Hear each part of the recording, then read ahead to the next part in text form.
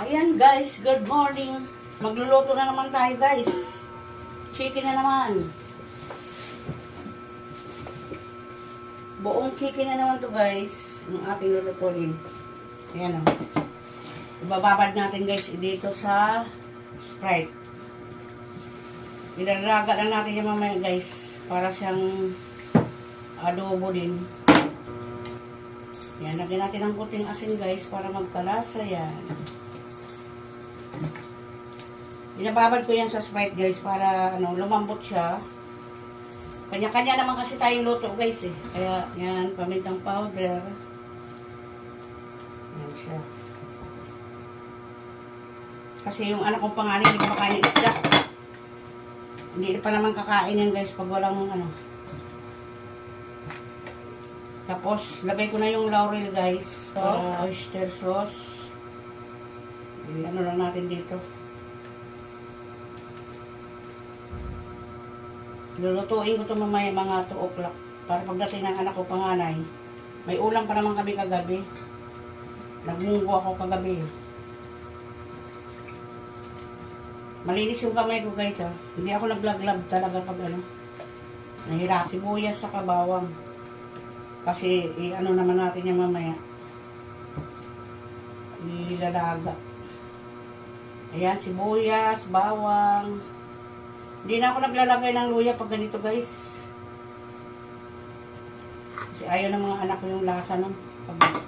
Para siyang adobo. Kayo, guys, ganito rin ba yung ginagawa nyo? Lagyan natin toyo yan, guys.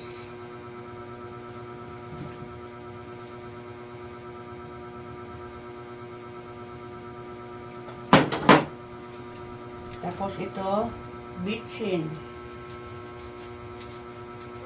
Kayo guys, anong ulam nyo?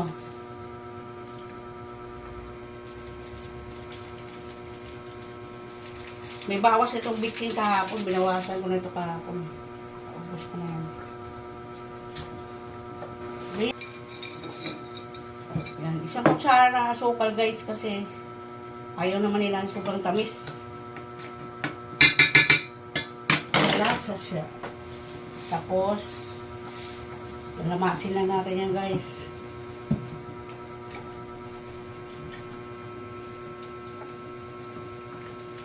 Ganyan lang, simpleng luto lang yan guys. Yung aking ulam.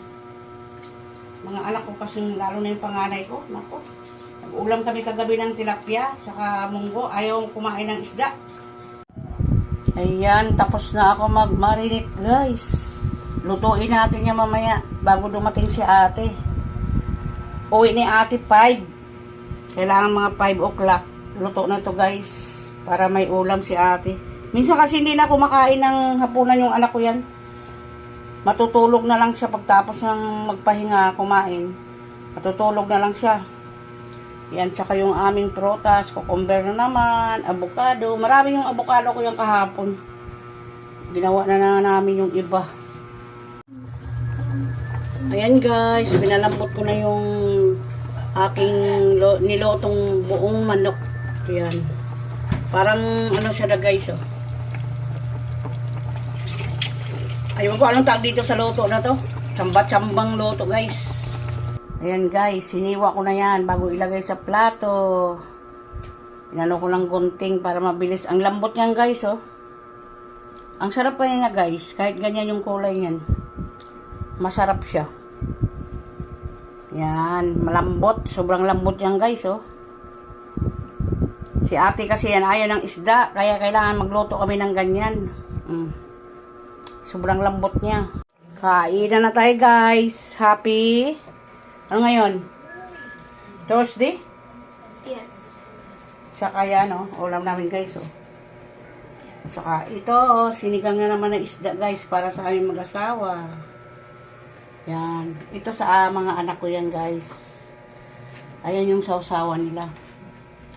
Dalawa. Tsaka ito na naman. Lettuce saka cucumber. Kailangan kumain ng mga bata ng gulay. Kaya bumibili yung asawa ko yan palagi. Yan yung aming ulam, guys.